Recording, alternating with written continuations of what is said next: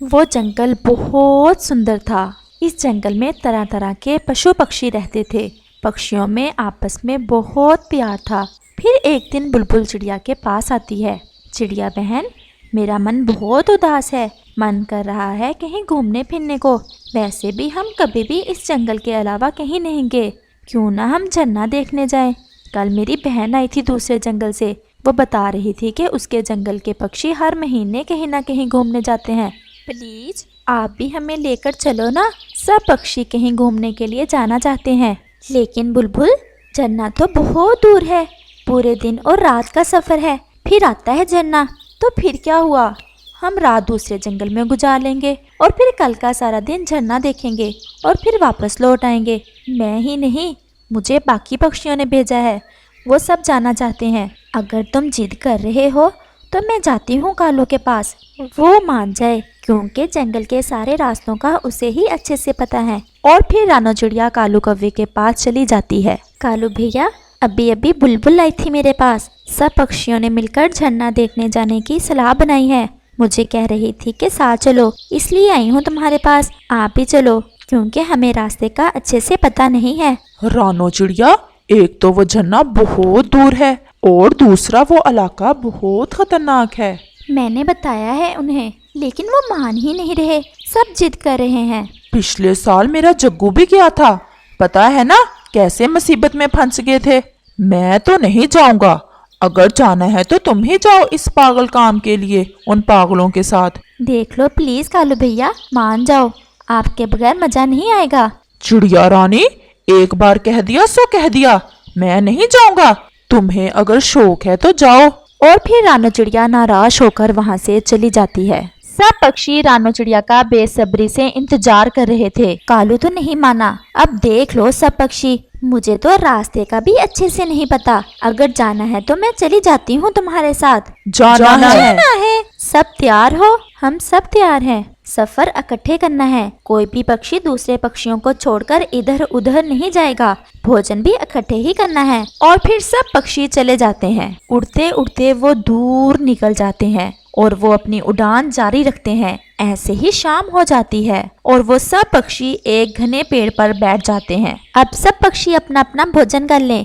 अभी सूरज की रोशनी है। हाँ, लेकिन याद रखना, हर पक्षी सूरज छुपने से पहले पहले इसी पेड़ पर वापस आ जाए। और फिर सब पक्षी अपना अपना भोजन करते हैं और जल्द ही वो फिर से इकट्ठे हो जाते हैं। आज पूनम की रात है, रोशनी अच्छी है। हम अपना सफर जारी रखेंगे ताकि हम जल्द पहुंच सकें। और वो फिर से अपने सफर पर निकलते हैं। जल्द ही वो काले जंगल में पहुंच जाते हैं। वो मुझे कोई पक्षी बैठा नजर आ रहा है। मैं इस पक्षी से एक दफा रास्ता पूछ लेती हूँ। और फिर सब पक्षी वहाँ उतरते हैं। अपरिचित व्यक्ति पक्षी, हमने पूर्व की तरफ जाना है। क्या हम ठीक दिशा में हैं? हाँ, आप सब ठीक जा रहे हो, लेकिन क्या काम है उधर? हमने झरना देखना है। पानी पीना, दाना खाना, काले फूल के पास न जाना। काले फूल के पास जो जाए, सबको वो पत्थर का बनाए। क्या? ये आपने क्या कहा? कुछ नहीं, पत्थर का जो भी बन जाए, झरने के पानी में नहाए, फिर ही ठीक से वो उड़ पाए।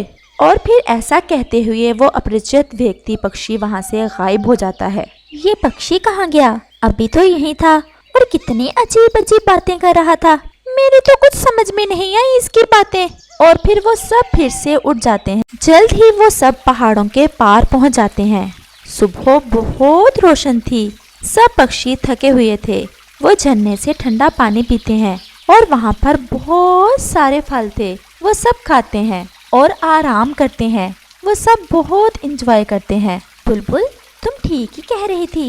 ये जगह तो बहुत सुंदर है।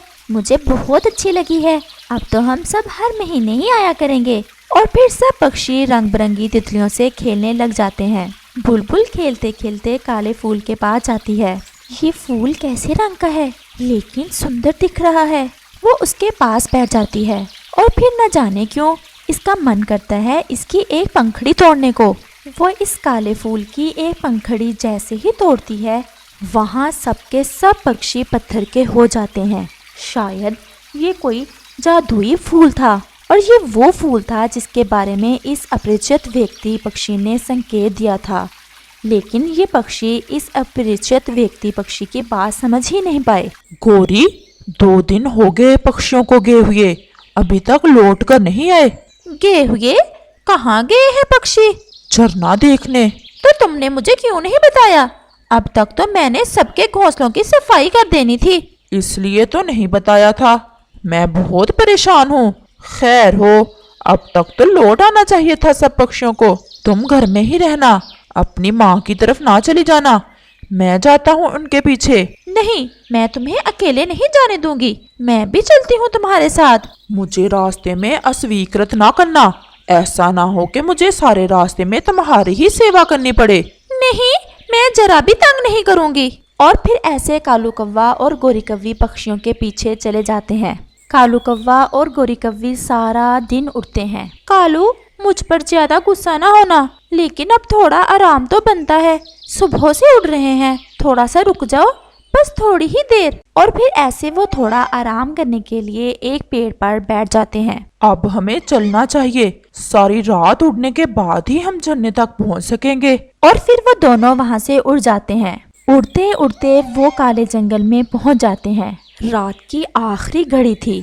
गौरी, ये काला जंगल है, यहाँ के रास्ते बहुत मुश्किल हैं। वो रास्ते में एक पक्षी बैठा हुआ है, क्यों ना मैं इससे दिशा का पूछ लूं। और वो दोनों उस पक्षी के पास जाते हैं। अजनबी यात्रियों, कहाँ जा रहे हो? हम तो पूर्व की तरफ जा रहे हैं। हमारे जंगल के पक्षी गए थे वहाँ झरना देखने, लेकिन लौटे नहीं। मुझे चिंता हो रही थी उनकी, इसलिए उनके पीछे जा रहा हूँ। पानी पीना, दाना खाना, काले फूल के पास न जाना, काले फूल के पास जो जाए, सबको वो पत्थर का बनाए। अजनबी पक्षी, हमें कुछ समझ नहीं आ रहा, आप क्या कह रहे हो? पत्थर का जो भी बन जाए, झरने के पानी में नहाए, फिर ही ठीक से वो उड़ पाए। और ऐसा कहते हुए वो पक्षी वहाँ से गायब हो जाता है।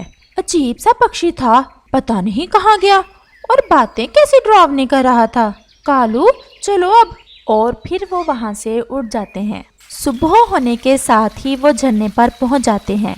जैसे ही वो झरने पर जाते हैं, ये देख हैरान हो जाते हैं कि सबके सब यहाँ थे, वहाँ ही पत्थर के बने हुए थे। ये सब पत्थर के कैसे बन गए? ये क्या हुआ हमारे पक्षियों के साथ? अब हमें कुछ ना कुछ करना होगा इन पक्षियों को फिर से ठीक करने के लिए। ये जरूर किसी जादू का असर है। अब हम क्या करेंगे? गौरी, मुझे थोड़ा थोड़ा याद आ रहा है, वो अजनबी पक्षी किसी पत्थर का जिक्र कर रहा था और काले फूल का भी। ये देखो कालू, बुलबुल ने काले फूल को ही तोड़ा हुआ है। यही फूल जादुई फूल है, इसके बारे में वो अजनबी पक्षी कह रहा था। लेकिन गौरी, इसके बाद भी उसने कुछ कहा था, मुझे तो याद नहीं आ रहा। कुछ खाए तो ठीक हो जाए, नहाए तो ठीक हो जाए, पता नहीं वो क्या कह रहा था। याद आ गया, मुझे याद आ गया। झरने के पानी में नहाए, फिर ही ठीक से वो उड़ पाए। वाह गौरी, तुम तो बड़ी तेज हो। आखिर पत्नी किसकी हूँ? और फिर कालू कौवा अपनी चोंच में झरने से पानी ला कर सब पक्षियों पर डालता है और बारी बारी सब पक्षी ठीक हो जाते हैं। कालू और गौरी बहुत खुश होते हैं। हम अभी तक यहाँ ही हैं, हम गए नहीं अभी तक वापस। और कालू, तुम और गौरी, तुम यहाँ कैसे? और फिर कालू इन पक्षियों को सारी बात बताता है और फिर सब पक्षियों को अपना पत्थर बनने वाली बात याद आती है। वो सब पक्षी बहुत खुश होते हैं। कालू, तुम्हारा बहुत बहुत धन्यवाद, आज तो तुमने सारी चोरियों का बदला चुका दिया। और फिर सब पक्षी ही खुशी खुशी वहाँ से चले जाते हैं।